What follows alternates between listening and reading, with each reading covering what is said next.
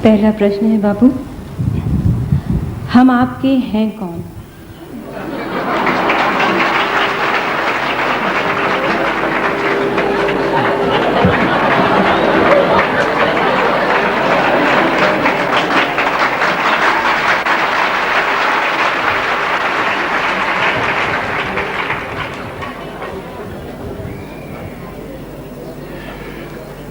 वेदांत की परिभाषा में यदि उसका जवाब दूं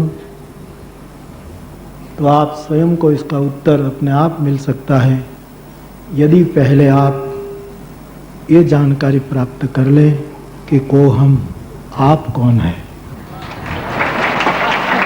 जिसको ये पता लग गया कि मैं कौन हूं, उसको किसी के साथ अपना क्या रिश्ता होना चाहिए वो अपने आप द्वार खुल जाता है।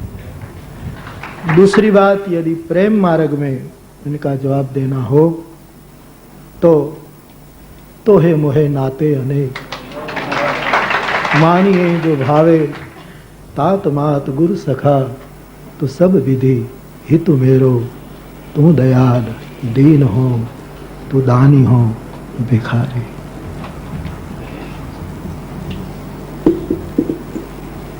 एक ऐसे भक्त का प्रश्न है जो हर एक कथा में पूज्य बाबू के पास नहीं पहुंच सकता।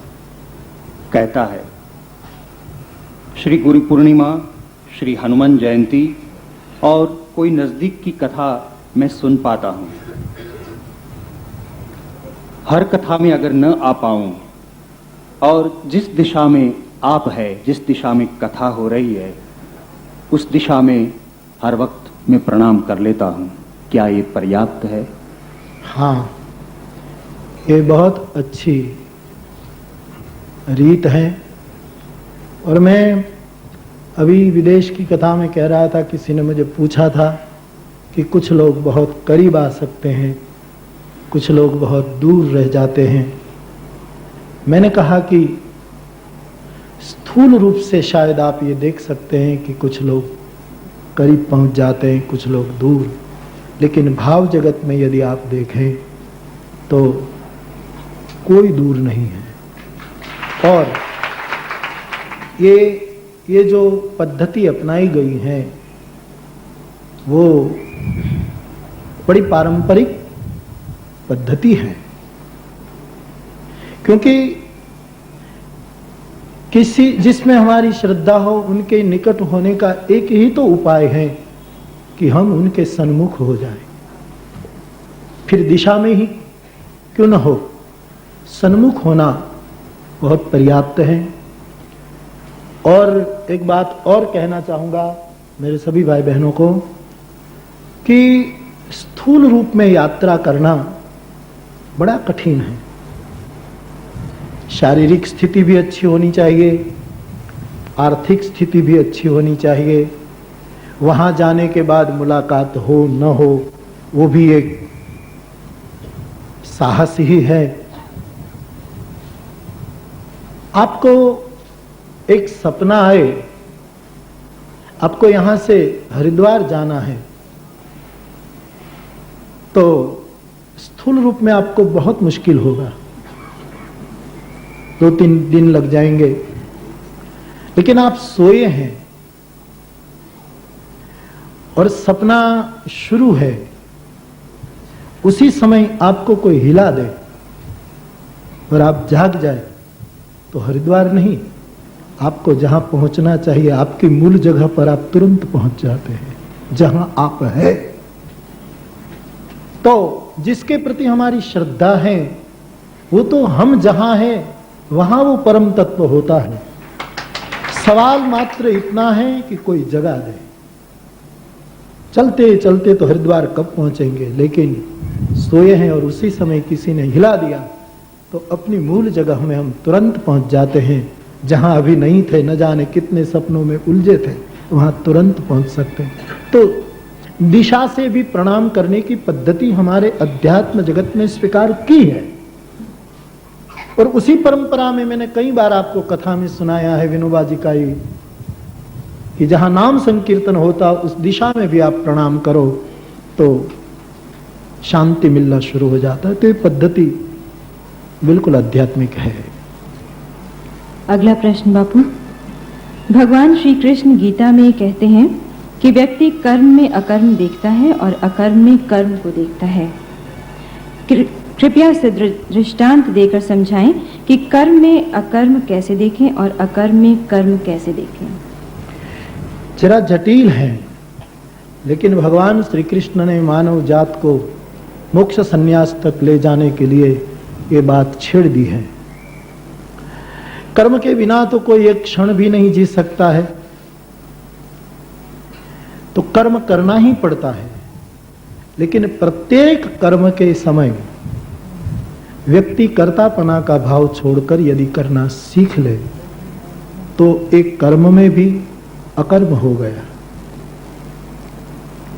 मैं बार बार ये बात इस टुकड़ा कथा में कहता ही रहता हूं, कर्ताहमिति मन्यते अहंकार विमूढ़ात्मा। तो कर्म करता हो, कर्म का अहंकार मात्र छूट जाए, एक ही बात, तो कर्म करते हुए भी व्यक्ति अकर्म में प्रवेश कर सकता है। और इस अकर्म भाव से, अहंकार से मुक्त भूमिका में किया हुआ कर्म जो अकर्म कहलाता है, वो अकर्म होता हुआ भी कुछ न कुछ परिणाम लाने वाला कर्म भी बन जाता है। कोई न कोई उसका परिणाम आ ही जाता है। तो एक ही मात्र मेरे अनुभव में कि जितना अहंकार कम हो जाए इतना व्यक्ति अकर्म हो सकता है। ऋषि मुनियों ने भी कोई कम कर्म नहीं किए हैं। गांव गांव घूमे, नगर नगर गए, दीक्षा के बहाने शास्त्र लिखे, स्वाध्याय किए, पत्नी बच्चे का पालन किया, छात्रों का पालन, कोई कर्म कम नहीं किए। लेकिन प्रत्येक कर्म में संपूर्ण अहंकार की शून्यता थी और इसीलिए करते हुए भी वो सब अकर्म में दिखाई देते। तो एकमात्र चाबी मुझे तो लगती है कि अहंकार से शून्य होकर यदि कर्म किया जाए। पूज्य बापू, हमारे संस्कृत वाङ्मय में और संतों के उपदेश में ये कहा जाता है कि अधम का संग नहीं करना चाहिए। जब सियाराममय सब जग जानी हमको मानना है तो अधम हम किसको समझे? प्रारंभ है ये। देखो, शुरू से कोई सियाराममय सब जग जानी गा सकता है, अनुभव नहीं कर सकता। इसलिए पहले तो हम सबको ये ख्याल करना ही पड़ता है कि हमारी विवेक बुद्धि से हम ये तय करें कि कौन कुसंग है, कौन सुसंग है, कौन श्रेष्ठ है, कौन निम्न है, ये जरा देखना ही पड़ता है। लेकिन ये करते करते करते करते ऐसा कोई परम का आश्रय करते करते हम उस भूमिका तक पहुंच जाते, फिर कोई अधम नहीं दिखाई देता। लेकिन वो भूमिका बहुत समय के बाद आती है। आप लोगों ने कितनी कथा सुनी? किसी ने 50 सुनी होगी, किसी ने 60 सुनी होगी, और ये पंक्तियां आप सबको याद है। तो भी अभी उस भूमिका में जाना सबके लिए मुश्किल है। तो पहले तो ये विवेक, मेरा कहने का मतलब ये भी नहीं कि अधम का आप उसकी उपेक्षा करें। यदि उसका तिरस्कार करना है तो व्यक्ति का न करे, उसकी अधमता का तिरस्कार करे। व्यक्ति कोई अधम नहीं है, ये सब मानव मंदिर है और उसमें प्रतिष्ठा कोई आचार्य ने, कोई ब्राह्मण ने परमात्मा की नहीं की, स्वयं परमात्मा ने अपनी प्रतिष्ठा मानव देह में की है। आचार्य भी परमात्मा है, प्रतिष्ठित देव भी वो है, पुजारी भी वो है, सब कुछ वो है। इसलिए मानव मंदिर में कोई अधम नहीं, उसकी अधमता का तिरस्कार करना चाहिए। वो भी शुरू शुरू में हमको दिखाई देती है कि ये अधमता है, ये निम्नता है, लेकिन जब पक जाते हैं हम, तब ये सियाराममय सब जग जानी पहले गाई जाती है, फिर जी जाती है।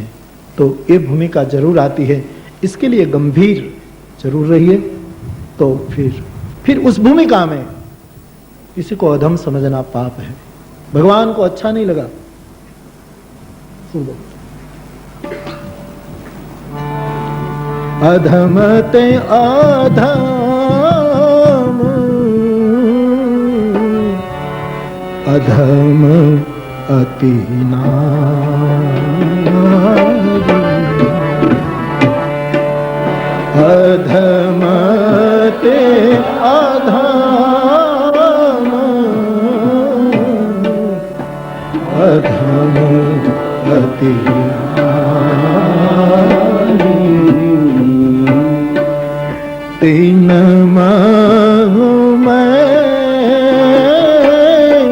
मती नंद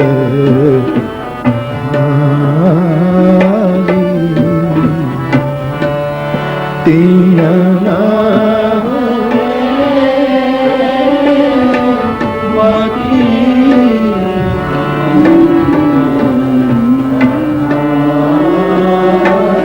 प्रभु को लगा कि मैं शबरी के पास जा रहा हूं तो अपने घर में जा रहा हूं। बहुत उम्मीद लिए प्रभु गए थे, लेकिन शबरी ने जब 3 बार कहा कि मैं अधम हूं, अधम हूं, अधम हूं, तो ठाकुर जरा नाराज हो गए। इसलिए उसने जो जवाब दिया है,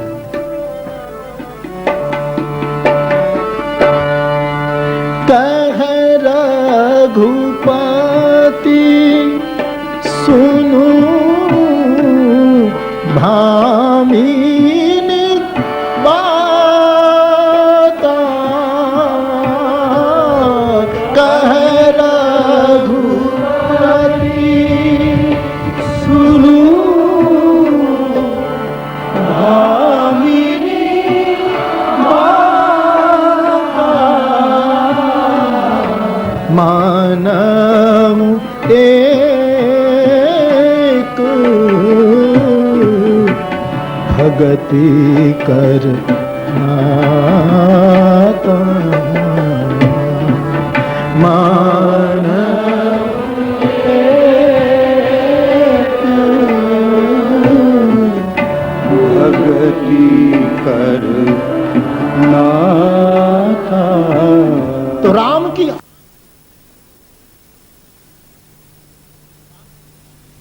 जीवन में अवतरित होती हैं, तब तो कोई अधम दिखाई नहीं देता। और दूसरी बात, मैं तो कथाओं में कई बार कह चुका हूं कि अपने आप को भी अधम मत समझना, फिर भी संतों ने ये कहा है।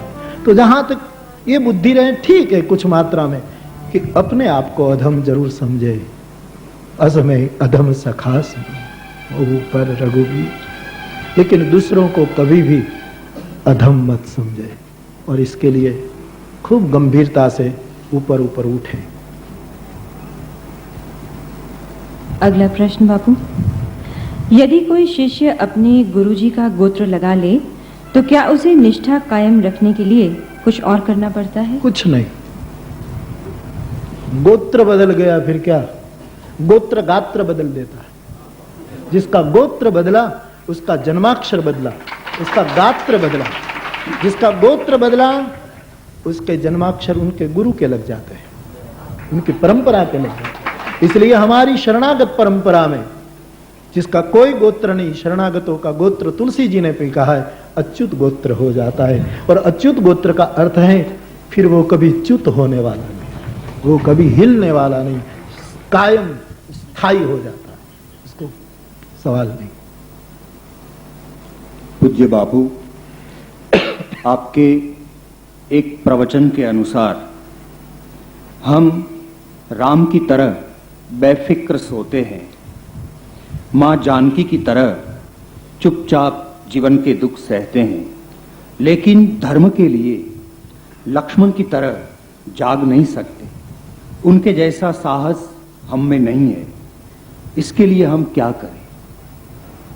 यदि ये 2 बात आप ठीक से करेंगे, ठीक से, ठीक मात्रा में, तो तीसरा अपने आप हो जाएगा। ये साहस आप में आ ही जाएगा, इसमें कोई संदेह नहीं। क्योंकि राम और सीता का अनुसरण किया तो तुम में राम उतरा और जानकी उतरी, और जहां राम और जानकी उतरी वहां लक्ष्मण आए बिना रह ही नहीं सकता। आप मना करोगे तो भी बलात् डाका डालेगा वो, और तुम्हारे जीवन में लक्ष्मण प्रवेश करेगा। तो सीता की तरह सहना सीखो। मुझे आज कोई सुबह एक प्रश्न मैंने सोचा कि मैं उसका जवाब दूंगा। मुझे वहां चित्रकूट में किसी ने दिया था, वहां रखने के बजाय, कि बापू हम सीता की तरह सहते हैं हम राम की तरह ये करते हैं, लक्ष्मण की तरह जा, तो सब दुख ही दुख मिलता है, कोई कदर नहीं करता। दुख ठीक से समझ लो बात, दुख को तुम सुख का आयोजन समझो। दुख तुम्हारा सुख का निर्माण करता है।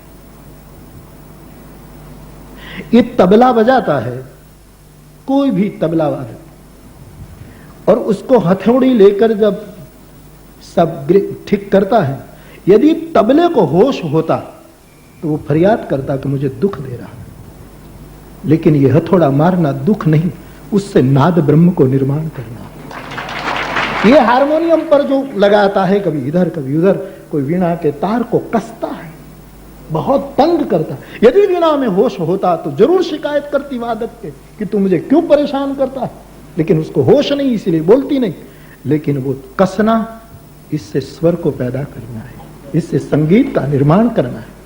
और यदि जगत में सीता की तरह, लक्ष्मण की तरह, राम की तरह, हनुमंत की तरह यदि दुख न होता तो इस जगत में कभी भक्ति नहीं होती, इस जगत में कोई आचार्य पैदा नहीं होता, इस जगत में कोई बुद्धि का निर्माण नहीं होता। यदि दुख नहीं होता तो ये बहुत आवश्यक है। जब दुख आए, ईंटा आया, चूना आया, तो सोचो ये हमारे मकान का सामान है, हमारे मंगल भवन का सामान दुख है। और इस ईंटे चूनों को जो त्यागेगा उसका भवन कभी होने वाला नहीं, उसका मंदिर कभी बने। तो दुख बहुत आवश्यक है, दुख जगाता है। आपने कभी कभी ठीक से सोचा है? आपको अच्छा सपना आता है तो टूटता नहीं, बहुत चलता है। आप राजा बन गए, सवारी निकली है, कभी लोग गुणगान करते हैं, छड़ियां पुकारी जा रही हैं हाथी पर आपकी, वो सपना टूटता नहीं। लेकिन खराब सपना आता है, टूट जाता है तुरंत, और टूटने के बाद जागरण आता है। दुख सपना तोड़ता, दुख के कारण व्यक्ति में जागरण पैदा हो जाता है। आपके पीछे सिंह दौड़ा है, आप भागे जा रहे हैं, सिंह पीछा कर रहा है, गर्जना सुनाई दे रही है, बहुत निकट आ रहा है, और सपने में जब आपको लगे कि सिंह ने पंजा अपनी पीठ पर रख दिया, उसी समय अपना मित्र अपने पास सोया, उसने हाथ रख दिया आपके ऊपर, लेकिन आपको लगा कि सिंह ने, और उसी समय तुम जाग गए। दुख आदमी को जागरूक कर देता है। सुख तो सुख होता तो ये पूरी संसार, न कोई गुरु पूर्णिमा होती, न कोई गुरु होता, न कोई चेला होता, पूरा संसार बेहोश और निद्रा में, तमस में पौधा होता। ये दुखों की अनंत कृपा है कि हम लोगों को सुख का, ये कांटे क्यों है गुलाब के साथ, विपरीत है दोनों। कहां गुलाब की सुकोमलता, कहां कांटों की कठोरता, लेकिन बहुत आवश्यक है, ये नितांत जरूरी है। इसलिए जानकी की तरह सहन करोगे, राम की तरह जिस परिस्थिति में प्रभु रखे सोना सीख जाओगे, तो लक्ष्मण को कोई रोक नहीं सकता आने में। तुम में साहस आ ही जाएगा। बापू, क्या रामायण में कोई ऐसा पात्र है जिसने राम को बहुत प्यार किया हो, लेकिन सरकार ने उसे नजरअंदाज कर दिया हो? नजरअंदाज कर दिया हो। जो बहुत प्यारा होगा उसको शायद कर दिया हो, क्योंकि अन्याय तो उसी को किया जा सकता है जो बहुत प्रिय होता है। नजरअंदाज उसको किया जाता है। अंगद को भेज दिया वापस, चिल्ला चिल्ला कर रोआ, मरती बैर नाथ मोहि बाली, गए तुम्हारे कौछे घाली। लेकिन रोता रोता गया, प्रभु ने उसको दूर कर दिया। लेकिन जब हनुमान जी ने अंगद की बात कही तो प्रभु रो पड़े। तो परमात्मा उसको वो कर लेते हैं जिस पर बहुत प्यार करते हैं, बहुत दुलार करते हैं। आप कहते हैं कि साधक को सोते समय सद्गुरु की गोदी में सोए हैं ऐसा भाव करना चाहिए। इसमें कोई मर्यादा का उल्लंघन नहीं होगा, मन में डर होता है। मेरा मतलब सद्गुरु मानी हनुमान जी, और मैंने खास कहा है कि हनुमान जी जिस ढंग से, अपने हनुमान जिस ढंग से बैठे हैं, उसकी गोदी खाली है, तुम कभी भी सर रखते हो, वहां कोई मर्यादा का प्रश्न नहीं। और कहते हैं बहन लोग छू न पाए, सो जाओ हनुमान की गोद में, बहन लोग भी सो जाओ। कोई चिंता नहीं, तो मेरी दृष्टि में वहाँ कोई मर्यादा का प्रश्न नहीं है, क्योंकि सदगुरु की गोद में सोने वाला विकार नहीं रह सकता उसका, क्योंकि उनकी गोदी में इतनी ताकत होती है कि सभी विकारों को समाप्त कर देता है। इसलिए कोई सवाल नहीं। बापू, जो साधक सदगुरु के नजदीक रहकर सेवा का सौभाग्य पाता है वो तो कृतकृत्य हो जाता है, मगर नजदीक रहकर भी सेवा का सौभाग्य जिसे नहीं मिलता हो या दूर रहना पड़ता हो, तो सूक्ष्म रूप से वो किस प्रकार से सेवा करे, आपको कैसे प्रसन्न रख पाए? सेवा के क्षेत्र में मानसिक भाव बहुत महत्व का है। यदि निकट कर रहकर सेवा करने वाला कृतकृत्य जरूर होता होगा, लेकिन यदि उस समय ये भाव हो कि हम निकट रहते हैं, कोई नहीं रहते, हम रोज निकट रहते हैं, हम जब चाहे जा सकते हैं, जब चाहे पूछ सकते हैं, किसी की भी मुलाकात चलती हो तो हम बीच में टपक सकते हैं, उसको ऐसा अहंकार होता है, और अहंकार उसको सदगुरु की कृपा से सदैव दूर रख देता है। सेवा के लिए मानसिक भाव बहुत महत्व का है, और सदगुरु जो आज्ञा दे वही वरदान है, इसके सिवा और कोई वरदान नहीं है संसार। उसकी आज्ञा यह है कि तुम वहां रहो, ये तुम्हारे लिए वरदान है। उसकी आज्ञा यह है कि तुम यहां रहो, तो वो तुम्हारे लिए वरदान है। उसकी आज्ञा यह है कि तुम एक साल ना आओ, तो वो तुम्हारे लिए वरदान, क्योंकि सदगुरु का एक एक शब्द वरदान होता है। उसी अर्थ में उसको लेना, ताकि दूर रहो, निकट रहो। दूर वाले बहुत कृतकृत्य हो जाते हैं, जो नहीं आते उसको सामने से मुझे कहना पड़ता है कि मैं आऊंगा। मैंने आपको शायद सुनाया हो, रिचमंड में एक सीताराम परिवार का सदस्य है अमेरिका में। मैं एक बार रिचमंड एयरपोर्ट पर उतरा, उसको किसी ने कहा, कभी मुझे मिलता नहीं, किसी ने कहा होगा कि बापू आ रहे, मैं जा रहा था वॉशिंगटन या डलास कहीं जा रहा था, तो मुझे मिलने आ गए। एक दूसरे भाई ने कहा कि बापू ये रो रहा है, कौन है? मैंने कहा पता नहीं भाई, कोई भगत है।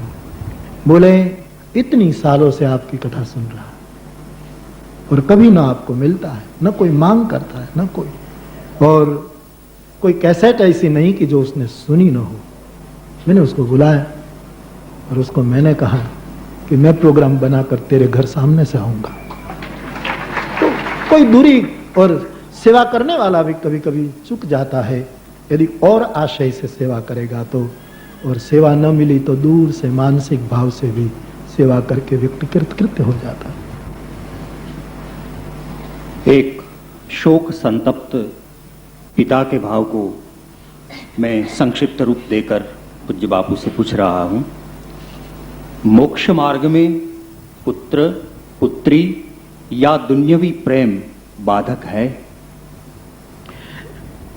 दुन्यवी प्रेम को प्रेम मत कहो, उसको ममता कहो। पुत्र पर प्रेम नहीं, ममता है। पुत्री पर प्रेम नहीं, ममता है। दुनिया के पदार्थ पर प्रेम नहीं, ममता है, और ममता सदैव बाधक है। प्रेम का संवर्धन करो और ममता को जितनी हो सके तोड़ो। हां, यदि ये ममता प्रभु के चरण में लग जाए तो उसकी दिशा बदल सकती है रामायण के अनुसार।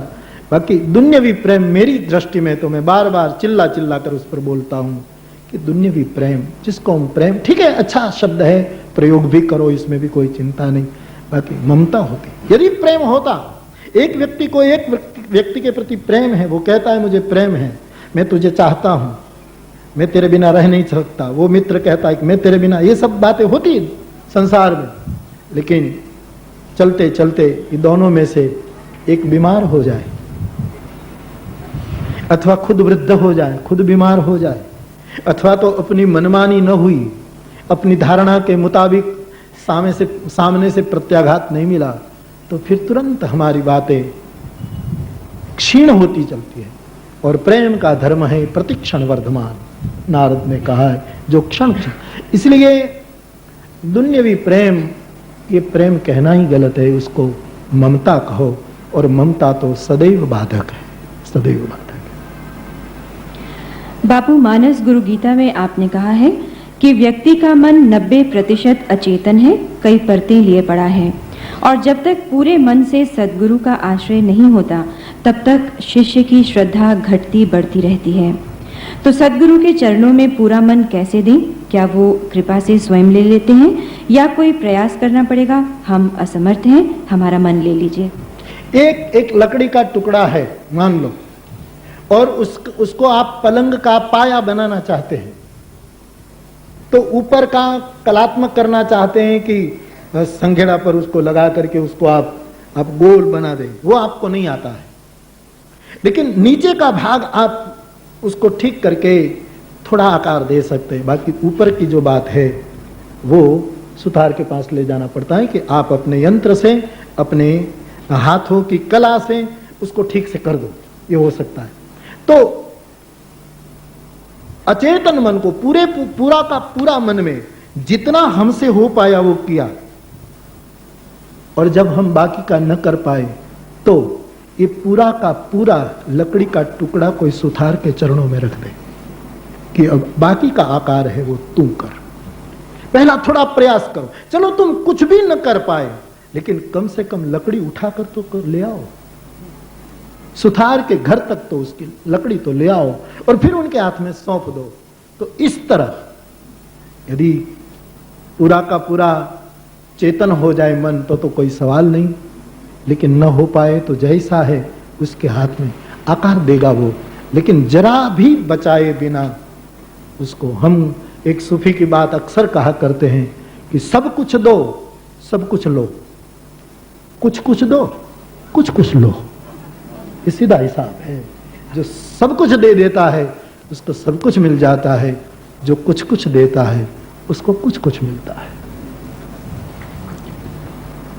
पूज्य बाबू, तुलसी शास्त्र में घटनाओं का आगे पीछे होना शैव, शाक्त, वैष्णव जनों में सेतुबंध के लिए कही गई बातें तुलसी जी ने अपनी प्रज्ञा से लिखी है कि क्या है? असली घटनाएं कौन है? जैसे कि शिव का गौरी को कथा कहना, परशुराम का आगमन प्रसंग, भगवान रामेश्वर का श्रीमुख से महात्म्य बतलाना आदि। ये सब तत्कालीन परिस्थिति को ध्यान में रखते हुए तुलसी ने हेतुपूर्वक किया समाजोत्थान का कार्य है या असली घटनाएं भी यही है? पहले तो ये समझ लो तुलसीदास जी कवि नहीं है, इसमें आपको छंदबद्धता नहीं मिलेगी कि इसके बाद ये हो, इसके बाद ये हो, क्रम नहीं मिलेगा। तुलसी एक निमित्त है। गोस्वामी जी को छोड़ दिए, मैं आपको जानता हूं, आप थोड़ा बहुत मुझे जानते हैं, मैं भी कभी सोच समझ कर नहीं बोलता हूं। गादी पर बैठ गया, जो चला और श्रोता के अनुरूप बात निकल जाती है। वैसे गोस्वामी जी को वो अपने ढंग से लिखने नहीं गए हैं। जब कलम उठाई तब तुलसी थे, भुर्ज पत्र लिया, ताम्र पत्र लिया तब तुलसी थे, शाही में उसने कलम डुबोई तब तक तुलसी थे। लेकिन जब लिखना शुरू किया तो तुलसी नहीं थे, गोसाई थे। सभी इंद्रियों का मालिक जो परम चेतना है वो चेतना है, और उस चेतना ने देश काल को ख्याल में रखकर, समाज के सभी वर्ग को ख्याल में रखकर, उस समय की आध्यात्मिक दुनिया को नजर में रखते हुए गोस्वामी जी की लेखनी ने उस परम चेतना के द्वारा बहना शुरू किया है। इसलिए, और ये गंगा है, सकल लोक जग पावन गंगा, उसमें कैनाल की तरह ठीक से बात नहीं आएगी। गंगा इधर मुड़ेगी, कभी उधर मुड़ेगी, कभी ये चलेगी। इसलिए तो ये शास्त्र है कि कोई बना बनाया, कोई योजनाबद्ध किया हुआ शास्त्र नहीं है। इसलिए ये उनके लक्षण ही है, ये स्वाभाविक है मेरी दृष्टि में। बापू, स्वाध्याय और सत्संग में क्या फर्क है? स्वाध्याय भी एक सत्संग है। आप अकेले बैठकर गीता का स्वाध्याय करो, रामायण का करो, भागवत का करो, और कुछ पढ़ने के बजाय, तो वो भी सत्संग है और इसमें कोई फर्क। लेकिन सत्संग के कई क्षेत्र हैं। मैं एक दो कथा से कह रहा हूं, अब तो ऐसी बगिया नहीं रही। बगिया रही तो ऐसे फूल नहीं रहे कि जिसमें खुशबू हो,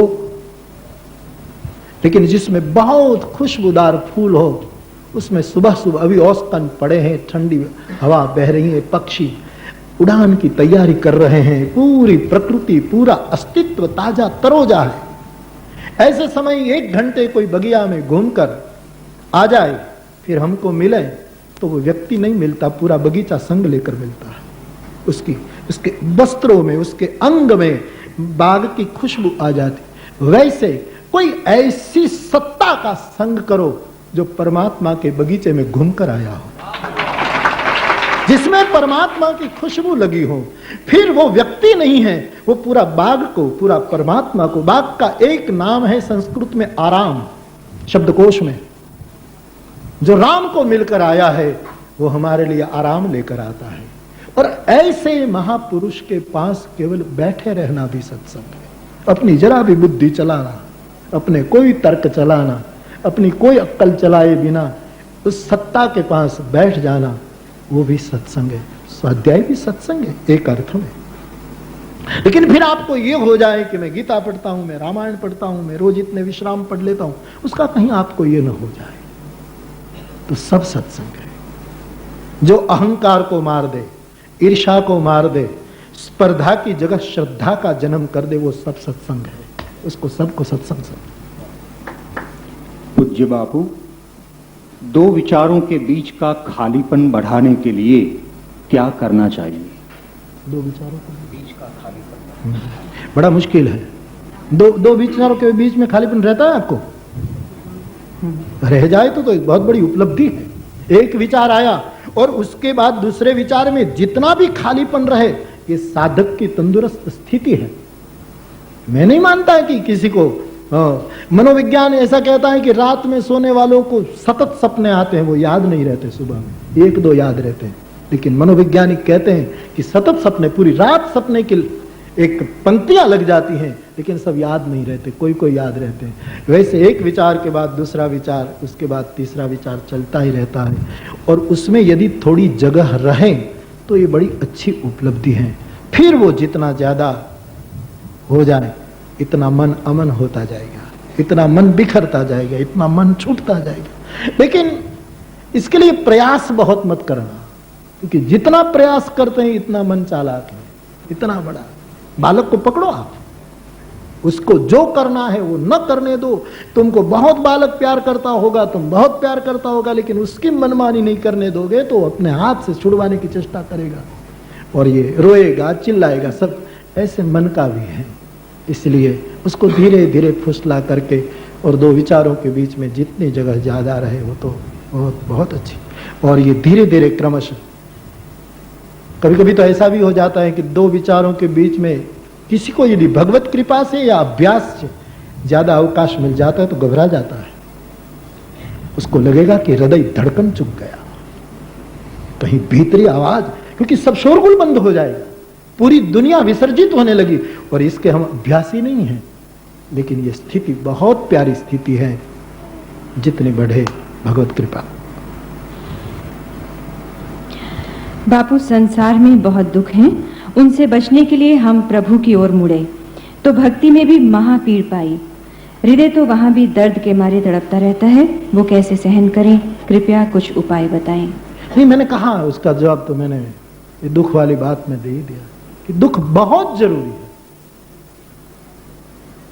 इसके बिना 24 ये बरसात तो आवश्य भगवान करे, पर यदि बारिश आए और 360 दिन बारिश ही बारिश रहे तो जीवन का कोई व्यवस्था नहीं बचेगी। ये बहुत जरूरी है, बहुत जरूरी। एक किसान ने भगवान को फरियाद की थी कि तू भगवान जरूर है, लेकिन तेरे पास कोई व्यवस्था और कोई व्यवस्था की अक्ल नहीं है तुझ में।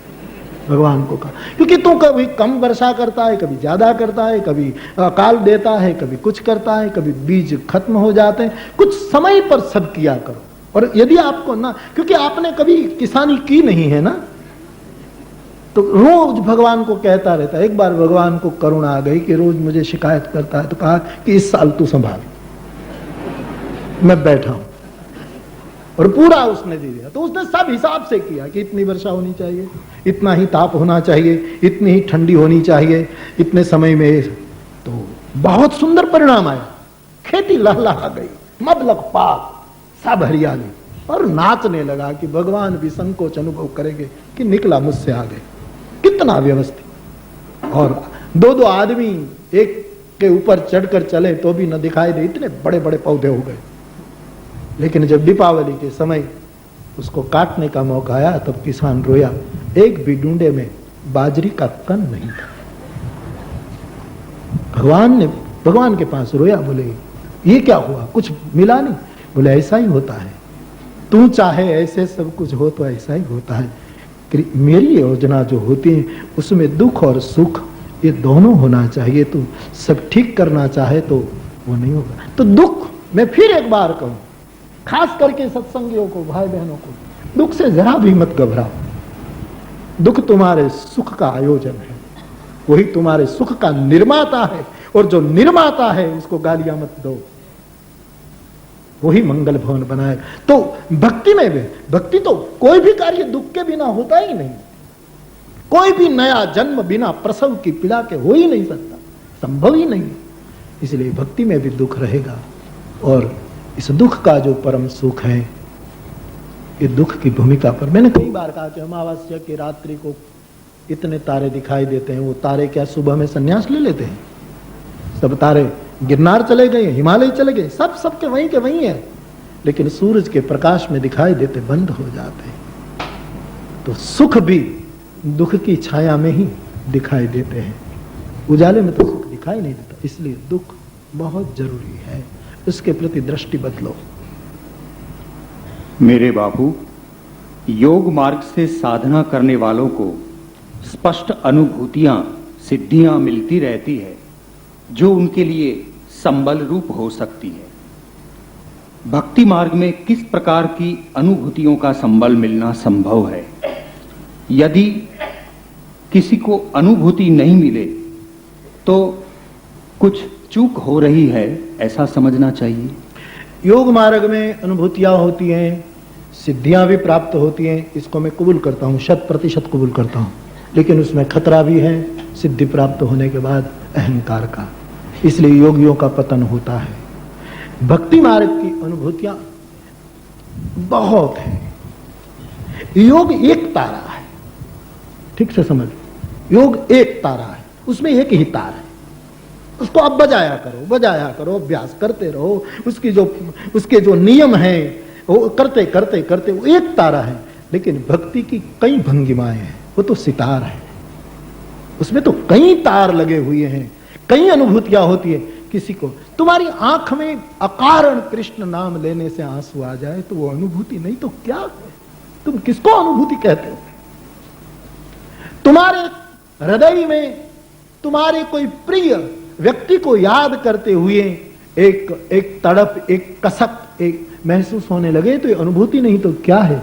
भक्ति मार्ग में तो यदि परमात्मा को प्रत्यक्ष देखना चाहे तो वो भी हो सकता है, व्यापक रूप में देखना चाहे तो भी, तू सबका है वो भी भक्ति का अनुभव है, तू मेरा अकेले का है वो ही भक्ति का अनुभव है।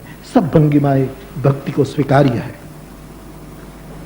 बापू, पर निंदा छोड़ने का संकल्प अनेक बार किया किंतु व्यर्थ रहा। आज श्री चरणों में पुनः इस संकल्प को धारण कर रहे हैं।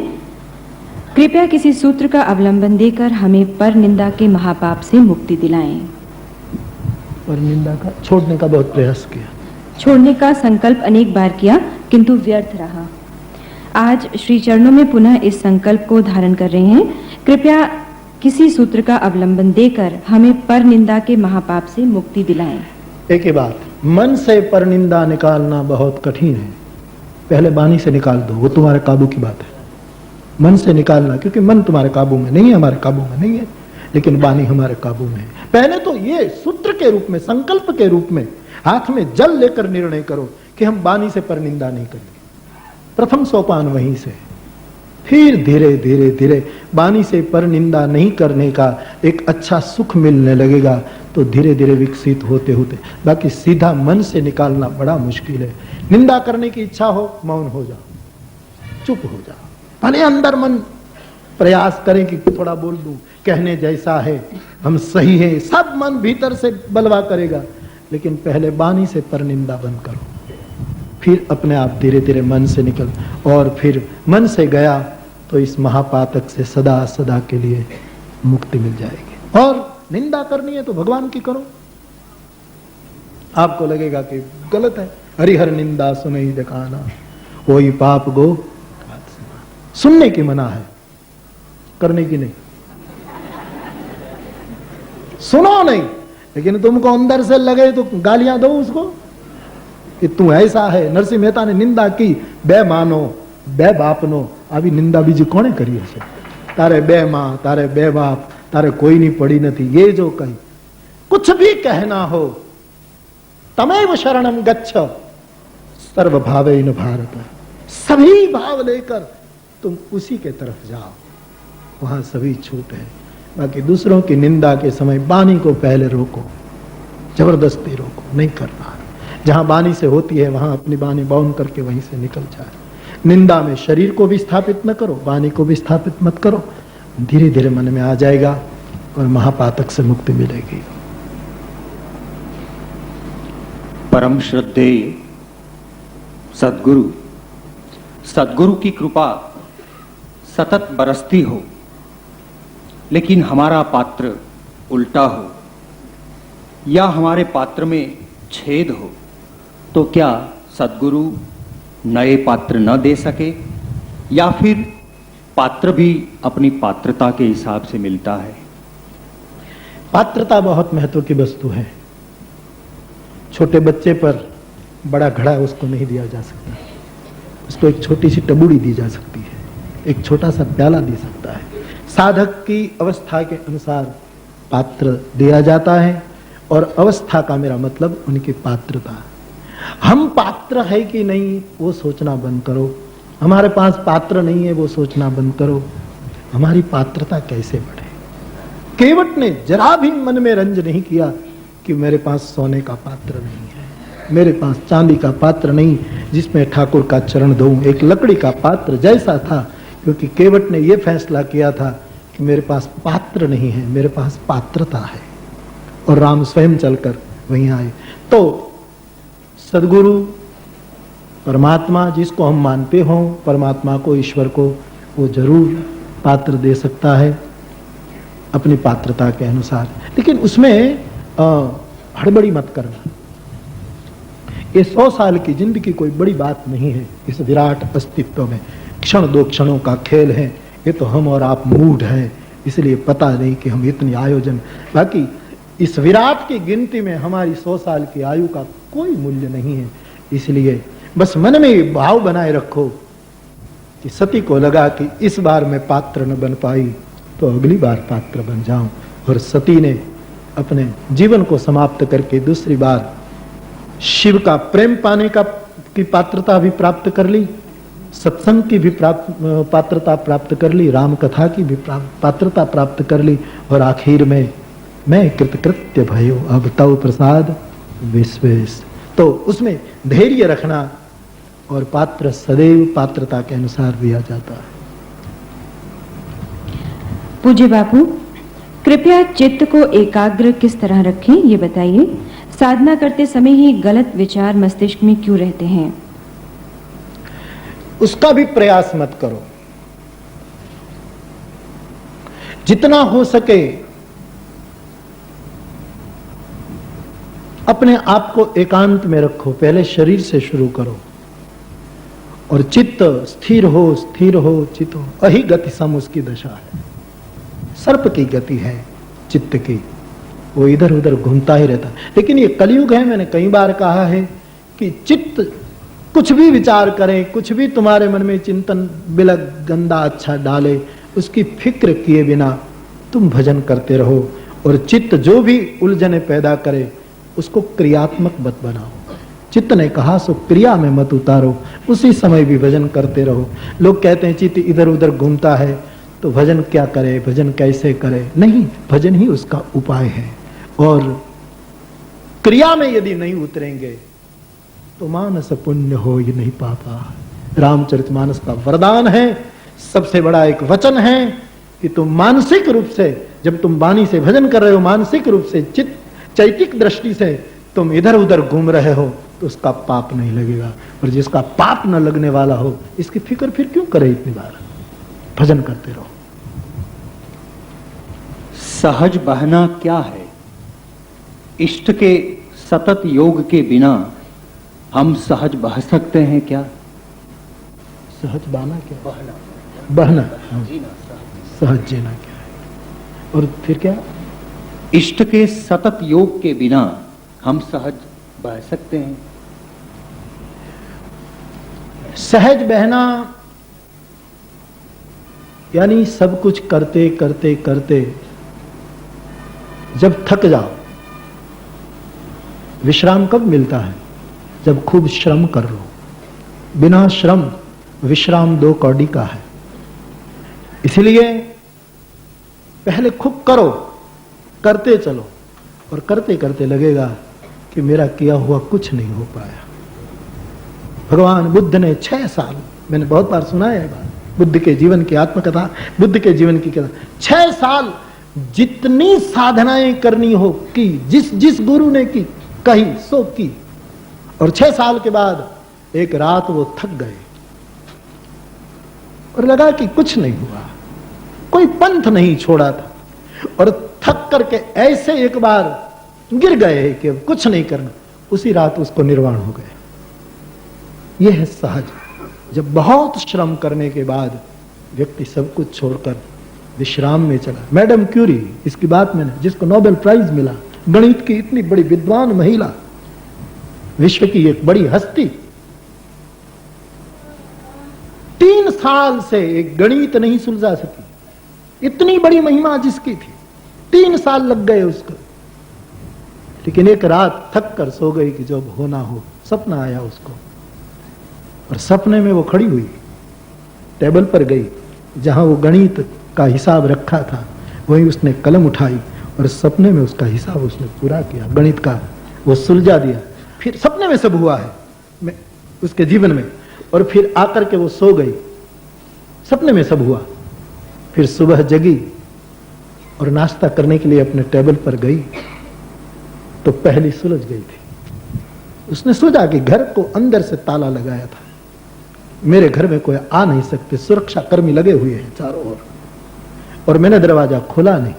और यदि कोई मान लो कहीं से आ भी गया तो जिस पहली को 3 साल में मैं न सुलझ पाई, उसको आगंतुक कैसे सुलझ सकता था? तो ये हुआ कैसे? फिर बहुत गौर से देखा तो पता लगा कि अक्षर तो मेरे लगते हैं। फिर सोचा कि मैं तो उठी नहीं। फिर बहुत याद किया तो उसको पता लगा कि मुझे सपना आया था, सपने में मैं उठी और मैंने जाकर, तो जब थक करके सब छोड़ गया, सभी करीब करीब मेरी समझ में जितनी जितनी महान हस्तियों को उपलब्धि हुई है ऐसे ही हुई है। घटनाक्रम बिलग है, प्रसंग बिलग है, लेकिन फलश्रुति सबकी एक ही है। तो करते करते करते फिर जब विश्राम में चले जाए, और फिर स्वाभाविक हम सब सहज हैं, मूल तो हम सब सहज है, न होते वो कभी नहीं हो सकता। ये पुरुष है, स्त्री कभी नहीं हो सकती, क्योंकि पुरुष है, स्त्री नहीं है। स्त्री है वो पुरुष कभी भले बदा बातों करे, समो बढ़िया सीताराम, ये नहीं हो सकता, ये संभव नहीं है।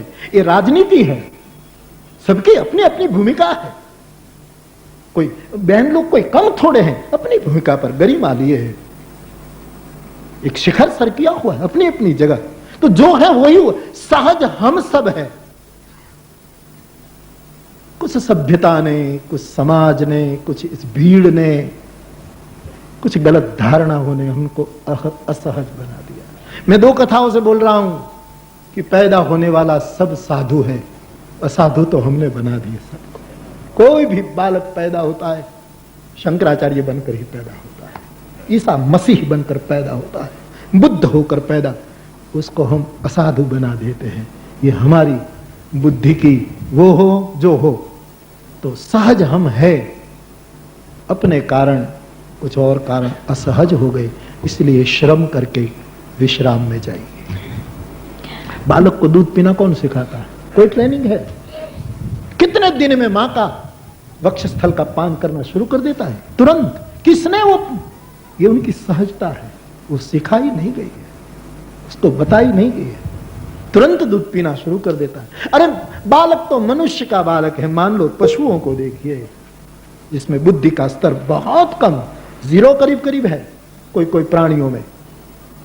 कौन सिखाता? ये उनकी सहजता का प्रमाण है। लेकिन फिर हम असहज हो जाते हैं। यदि हो गए हैं तो श्रम करके फिर विश्राम में आइए। बापू, आप कहते हैं कि कोई सद्गुरु के साथ रहे या दूर रहे, इसमें सद्गुरु को कोई फर्क नहीं पड़ता, क्योंकि सद्गुरु को किसी से कुछ लेना नहीं है। ऐसे व्यवहार की धरा पर तो ठीक लगता है, लेकिन भाव जगत की धरा पर क्या सद्गुरु को अपने शरणागत साधक का विरह नहीं सताता? प्रेम तो अन्योन्य होता है, सीधी सी बात है। लक्ष्मण जी को जानकी का विरह नहीं हुआ ऐसी बात मत समझो, लेकिन वो रोए नहीं, इतने नहीं रोए जितने राम रोए। और लक्ष्मण जी जीव समाज के आचार्य हैं, जीव के सद्गुरु हैं। वो तो सद्गुरु का मतलब क्या है? जिसको हम सद्गुरु कहें, जिसको हम परम कहे, उसका मतलब यह है कि भीतर दावान सुलगता हो, भीतर ओले पड़ रहे हैं, सोले पड़ रहे हैं, वर्षा हो रही है, तो भी किसी को पता न चलने दे, किसी को ख्याल में ना आने दे। तो विरह तो यदि एक जगह होगा तो दूसरी जगह होने वाला है ही। ये पुराना भारत कबूल करता है प्रेम अन्योन्य होता है, और 20वीं सदी भी उसको कबूल करती है, दोनों ओर प्रेम पलता है। इसलिए यदि विरह है तो दूसरी जगह, यहां गोपियों को, ब्रजवासियों को विरह है तो वहां कृष्ण को विरह है। लेकिन कृष्ण को कोई समझ नहीं पाता, कोई देख नहीं पाता, तो प्रेम और विरह तो अन्योन्य रहता है। पूज्य बाबू, संत की रुचि क्या है, प्रसन्नता क्या है और सेवा क्या है? संत की कोई रुचि नहीं होती, संत सदा प्रसन्न होता है। और तीसरा क्या? सेवा कैसे? संत की क्या सेवा हम करें? संत हमारी सेवा करता है, हम और आप संत की क्या सेवा करें? मैंने 2 कथा में कहा है कि कोई किसी सदगुरु के चरण की सेवा करता हो तो लगता है कि उसको चरण सेवा मिली, लेकिन वस्तुतः तो सदगुरु उसकी चरण सेवा कर रहा है। संत की क्या सेवा कर सकते हैं? भगवंत को भी लाइन में खड़ा रहना पड़ता है, वहां उनकी कौन सेवा कर सकता है? तो और फिर भी यदि सेवा आप कहें तो फिर आज्ञा सम सुसाहिद सेवा, आज्ञा के समान कोई सेवा नहीं। इसलिए इसको मैंने फिर बहुत शब्द को मेरा ख्याल करना, इसलिए मैंने जानबूझकर शब्द का प्रयोग किया है कि आज्ञा ही वरदान है। सदगुरु कहे कि तुम खा लो तो ये तुमको खाने को नहीं कहा है, तुमको वरदान दिया। सदगुरु कहे कि तुम चलो यहां से जाओ, तुमको ये, तो ये आज्ञा, ये वरदान है। तो आज्ञा के समान कोई सेवा नहीं। बापू, जीव कर्म क्षेत्र में कैसे और कितना स्वतंत्र है? हालांकि कहा जाता है कि यहाँ पत्ता भी प्रभु की इच्छा के बिना नहीं हिलता। हम अच्छा बनना चाहें, सत्संग करना चाहें, तो क्या हमारा प्रारब्ध हमें छूट देगा?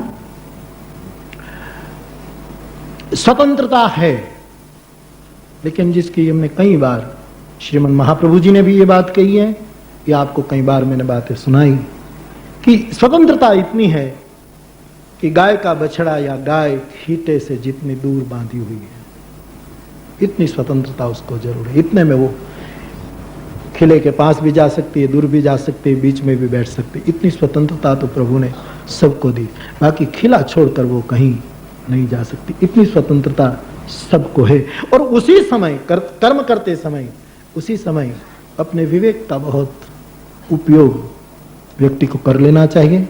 और क्या पीछे क्या है? सत्संग, प्रारब्ध कुछ जी, हम अच्छा बनना चाहें, सत्संग करना चाहें, तो क्या हमारा प्रारब्ध हमें छूट देगा? हाँ हाँ, यदि तुम संकल्प करो तो क्या नहीं हो सकता। सबके, एक व्यक्ति के 2 प्रारब्ध नहीं, सब मेरी समझ में सबके 2 प्रारब्ध लिखे गए हैं। जैसे बुद्ध को लिखा गया कि शायद ये सम्राट बनेगा, शायद ये महात्यागी बुद्ध हो जाएगा। मेरी समझ में सबको ऐसे 2 वरदान मिले हैं, या तो तुम ये होगे, या तो बुरे से बुरे हो जाओगे, या तो साधु से साधु हो जाओ। फिर तुम्हारा चुनाव कैसा है।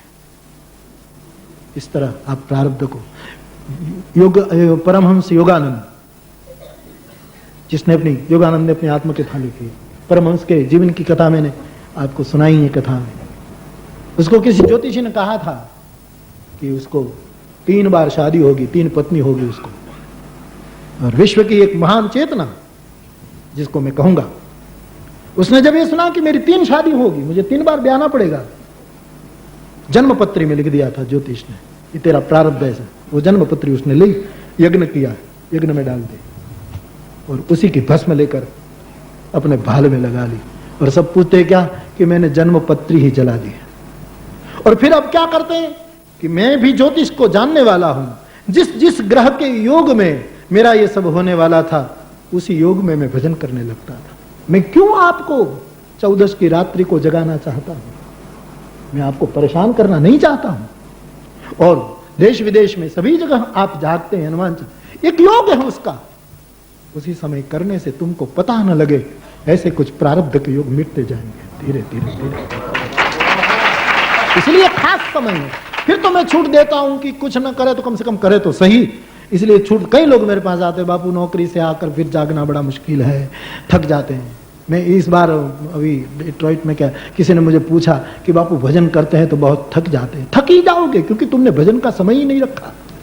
तुमने पूरी चेतना पैसों के पीछे लगा दी, तुमने पूरी चेतना मकानों के पीछे लगा दी, तुमने कोई ऊर्जा भजन के लिए बचाई कि 1 घंटा ताजा तरोजा रहकर भजन करो। भजन तो गुलाब के फूल की तरह ताजे होकर करो।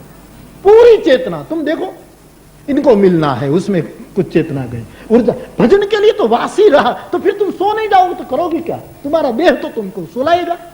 शरीर की तो अपनी सीमा, किसी की मीटिंग है तो ताजे तरोजे टाई बाय लगा करके तुम चले जाते हो।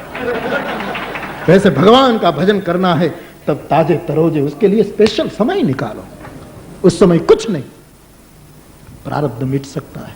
सत्संग में, भजन में ये सब ताकत है। अथवा तो मान लो कि न मीटा ऐसा आपको महसूस हुआ, आपको वही प्रारब्ध अच्छा लगने लगेगा। आपको लगेगा कि मेरा ऐसा प्रारब्ध नहीं होता तो मैं इतना भजन में प्रवेश ही नहीं कर पाता, इतने सत्संग में रुचि ही नहीं ले सकता। पूरी दृष्टि बदल जाएगी। लेकिन मेरे अनुभव में प्रारब्ध बदल जाता है।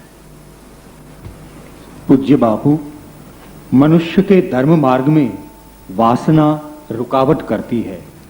वासना से मुक्त होने का उपाय कौन सा है? उपासना। थोड़ी दिशा बदलनी है। उपासना करने से वासना धीरे धीरे कम होगी। शुरुआत में उपासना करने से भी वासना बढ़ेगी, क्योंकि जब तक उपासना नहीं करते थे तब तक तुम्हारा मन बहुत स्वतंत्र था, हर जगह जाता था।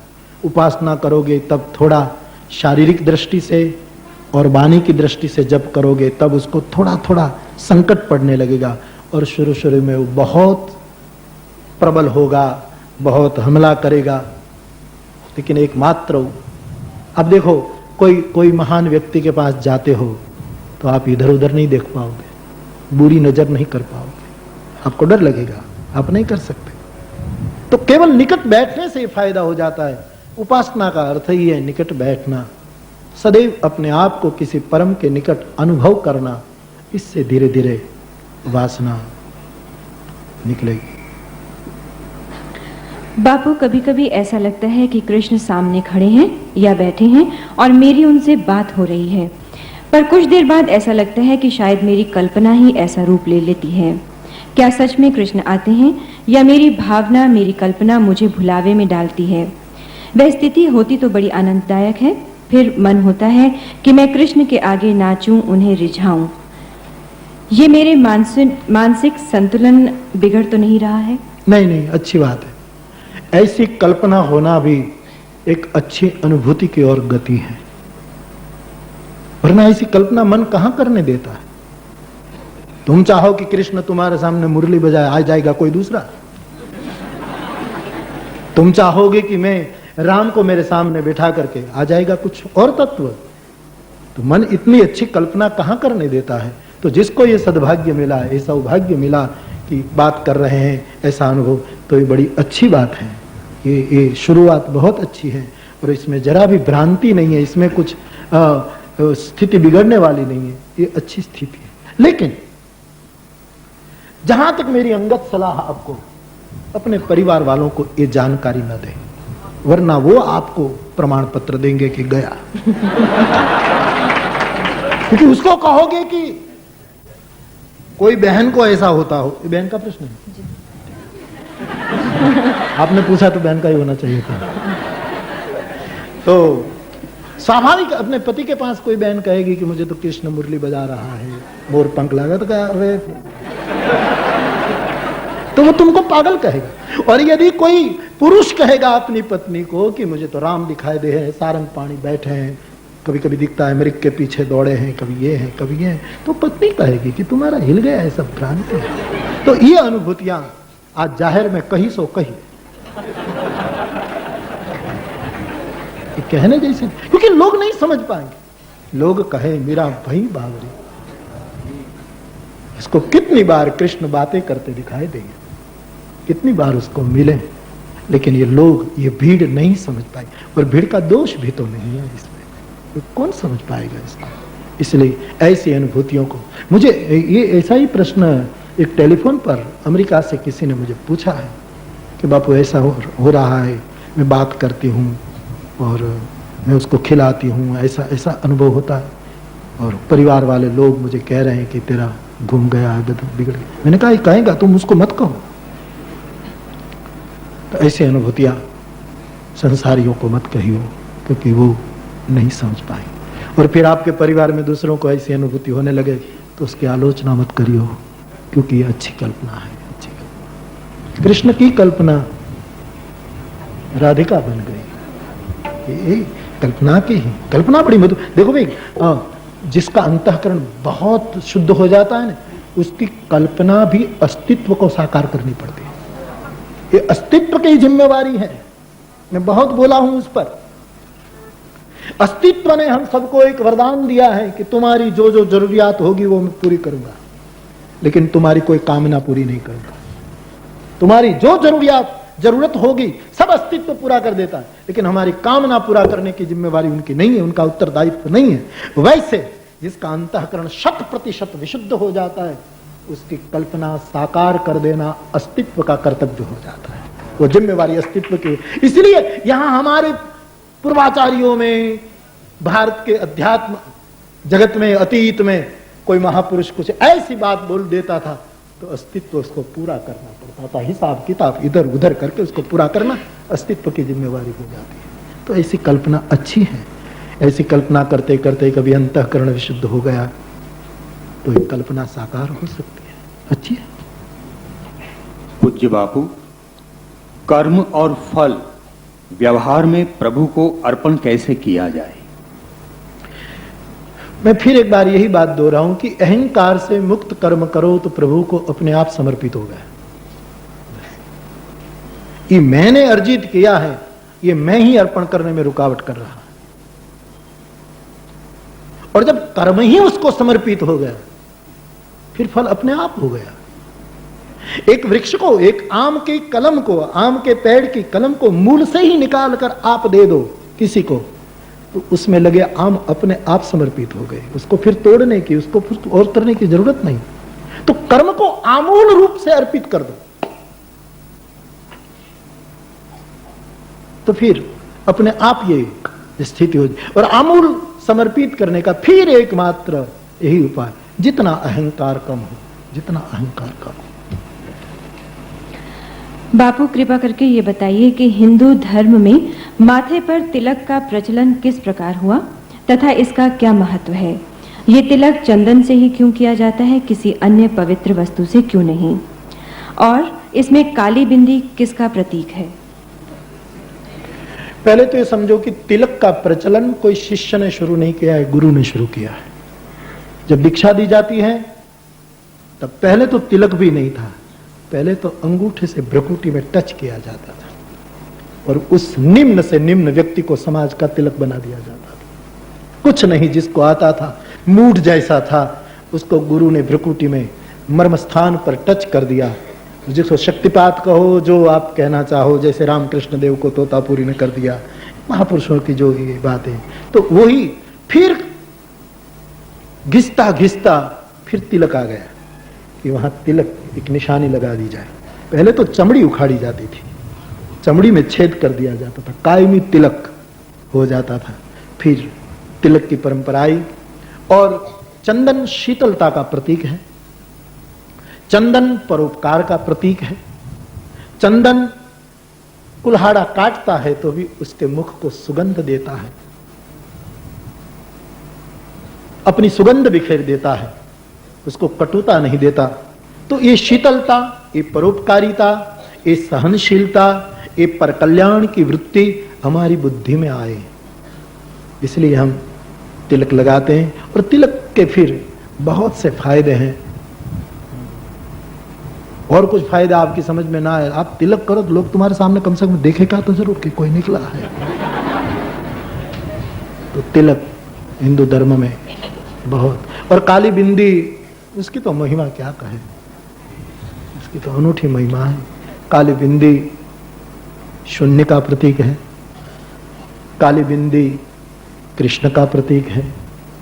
काली बिंदी हमने हमारे सभी कर्मों को मेष करके, जला करके, भस्म करके उसको हमारे भाल में लगा दी है, मानो प्रारब्ध को समाप्त कर दिया है, उसका भी प्रतीक है। અને સ્થૂળ રૂપમાં કોઈની નજર ન લાગે,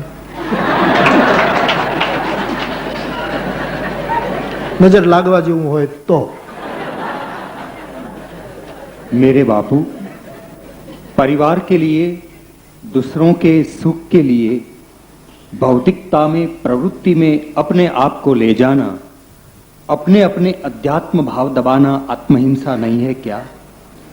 आप तो कहते हैं बाहर से उनके अनुकूल बनो और अंदर से भजन करो, लेकिन यह बात सामान्य जीव के बस की कहां है?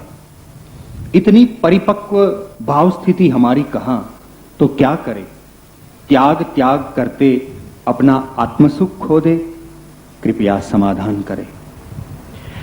कुछ समय तो ये अपनी भौतिकता का निर्वाह करना ही चाहिए,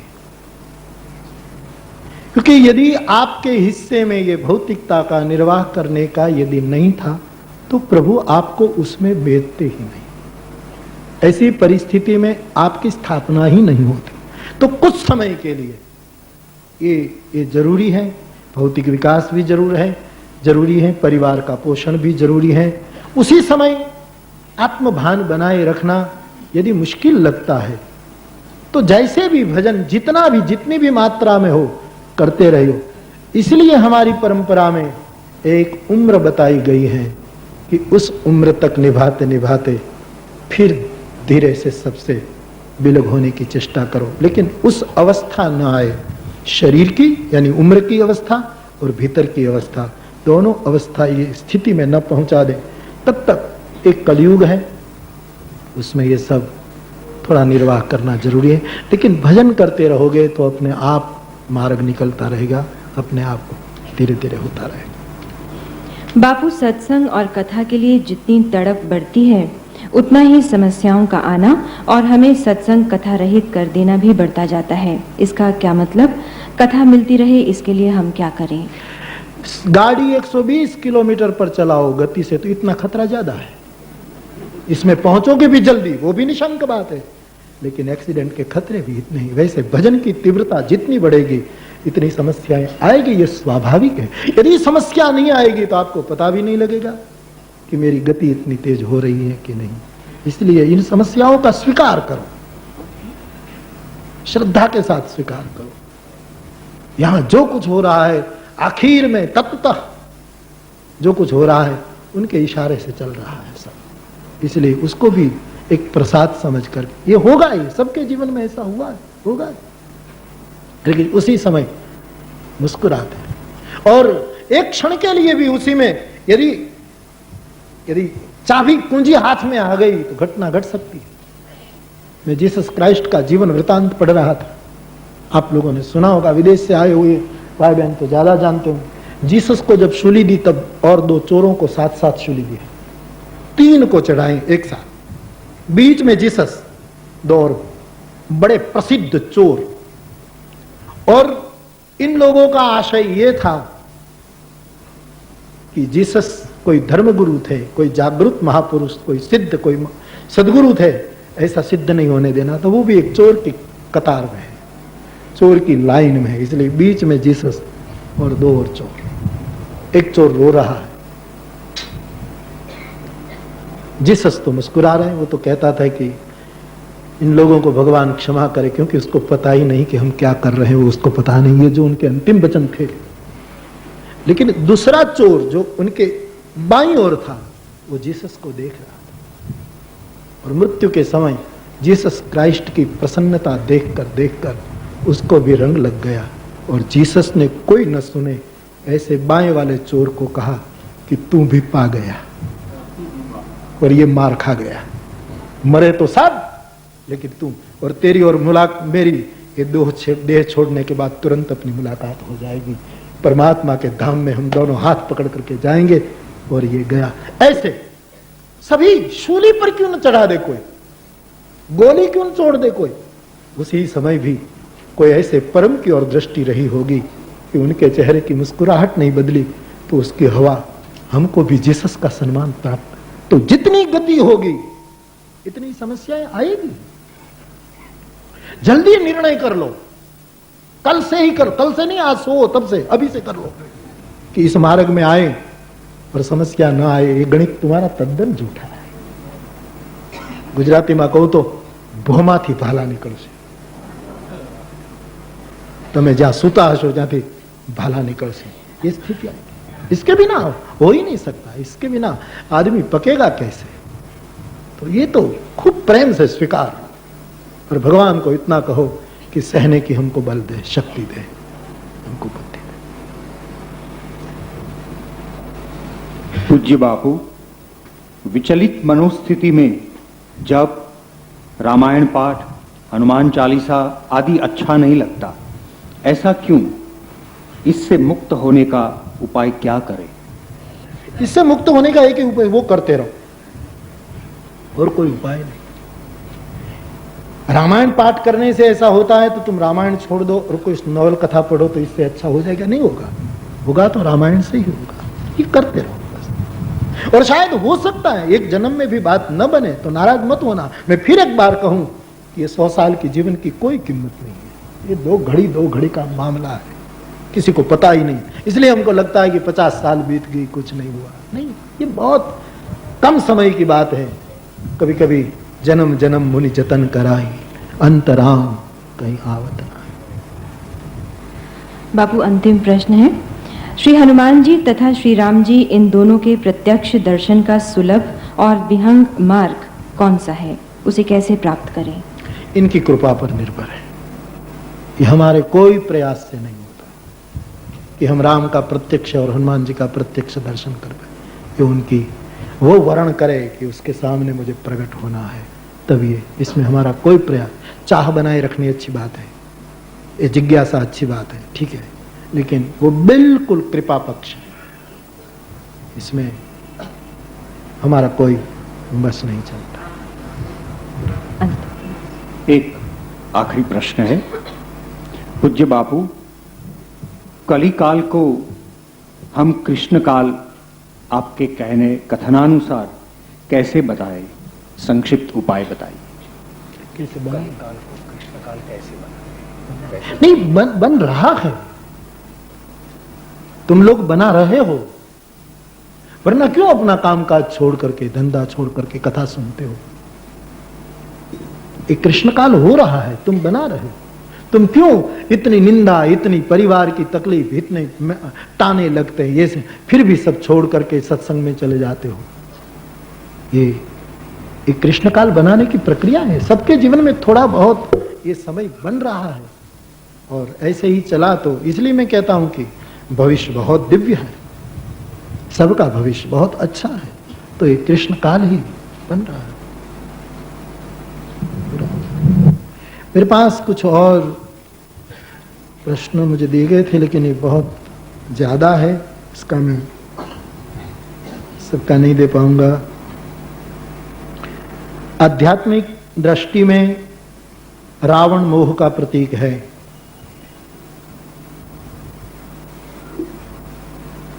अथवा अहंकार का प्रतीक है। तो फिर कुंभकर्ण को किसका प्रतीक समझे? एक वस्तु मैं स्पष्ट करना चाहूंगा कि रावण मोह का प्रतीक है, वो स्पष्ट है।